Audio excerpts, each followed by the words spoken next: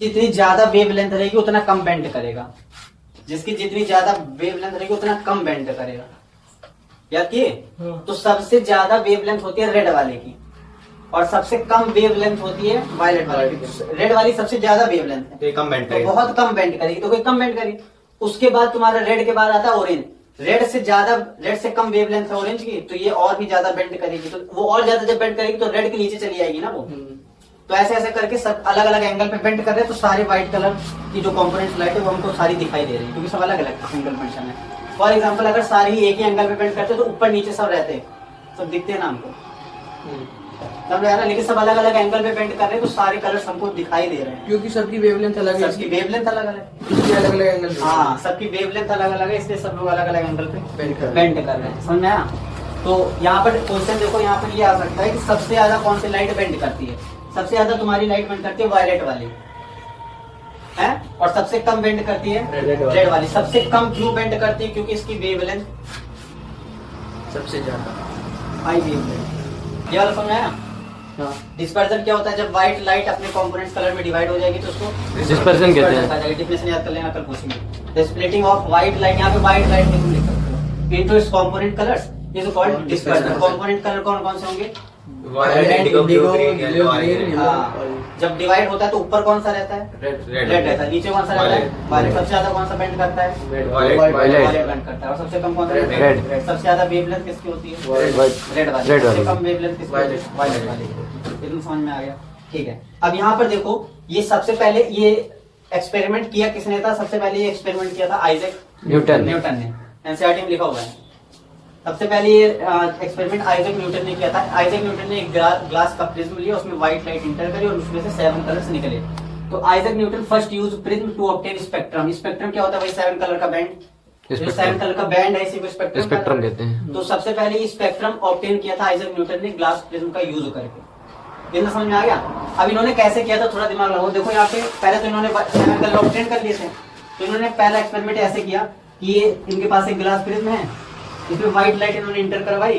White light जैसे inter करवाई, यहाँ पर हुआ रिफ्रैक्शन और यहाँ डिस्पर्जन हुआ। डिस्पर्जन होने के बाद ऊपर रेड नीचे वायलेट पूरा बैंड निकला।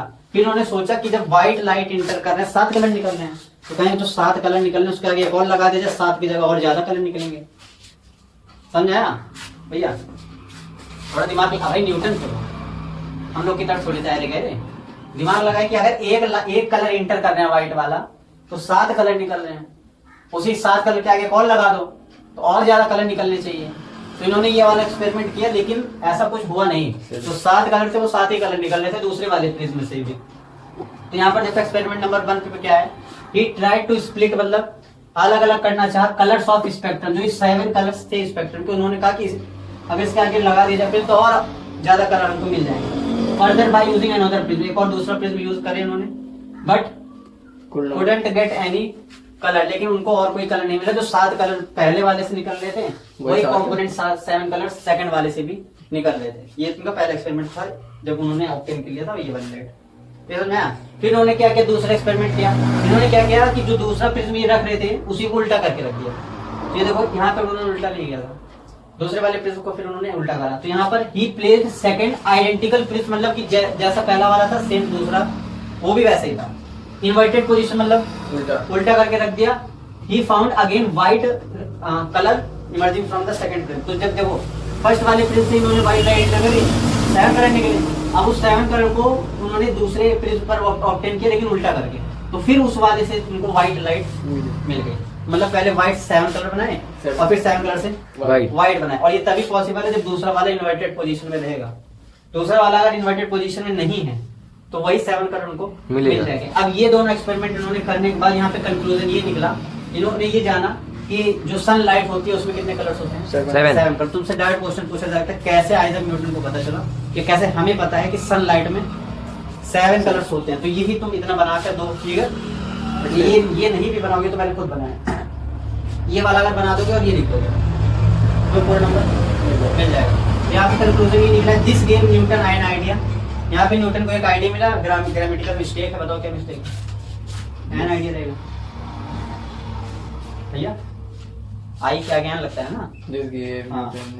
तो this game Newton an idea that sunlight is sunlight is made up of 7 colour. 7 colour. Sunlight हमारी 7 कलर की बनी होती है। यहाँ से इनको आइडिया आया, क्योंकि सनलाइट को ही व्हाइट लाइट कहा जाता है।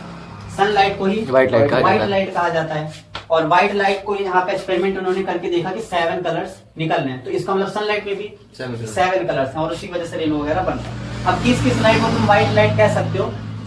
जिस लाइट से 7 कलर ऑब्टेन हो रहे हैं, स्पेक्ट्रम ऑब्टेन हो रहा है, उन सब लाइट को व्हाइट लाइट कहा जाएगा। तो क्या इस लाइट को व्हाइट लाइट कहा जाएगा?